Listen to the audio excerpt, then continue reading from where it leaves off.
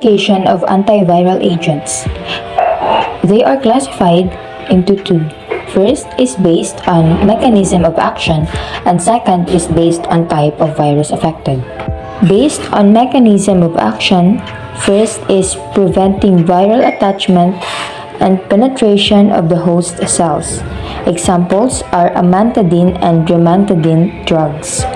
Amantadine and rimantadine drugs are led to inhibition or delay of the uncoating process and also interfere with early stage of viral mRNA transcription.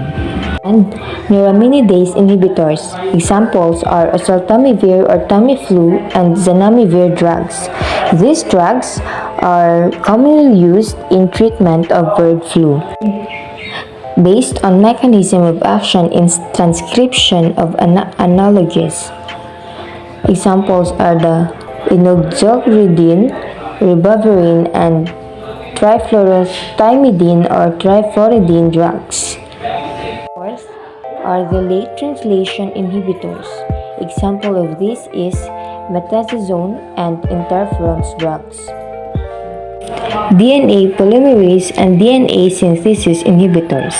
Examples are the acyclovir, fambuclovir, gengiclovir, cytarabine, vidarabine, and foscarnet drugs. Next, reversed transcriptase inhibitors. Examples are zidovudine, didanosine, and stavudine drugs. 7.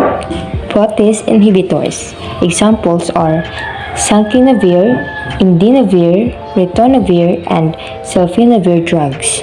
8. Interference with protein synthesis. Examples are metomycin and promycin drugs. Next, classification of antiviral agents that are based on mechanism of action is interference with viral maturation.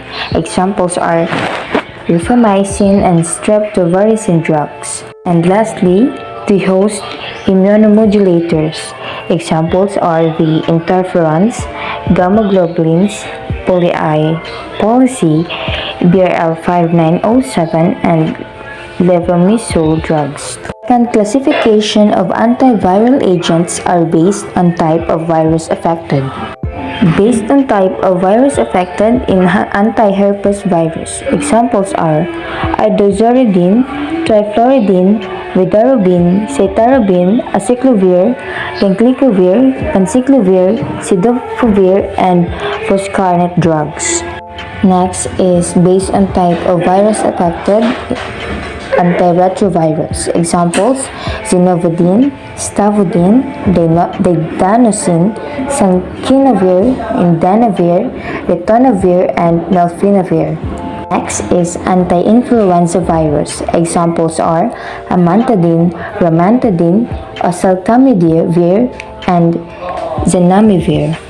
Fourth is anti-pax virus. Examples of this is metazazone. Next is antiviral antibiotics. Examples are rifampin, bleomycin, and actinomycin B, mitomycin, and poromycin. Next is based on type of virus affected in non-selective. Examples are interferon inducers, the poly-C and BRI5907, gamma globulins, and levamisole.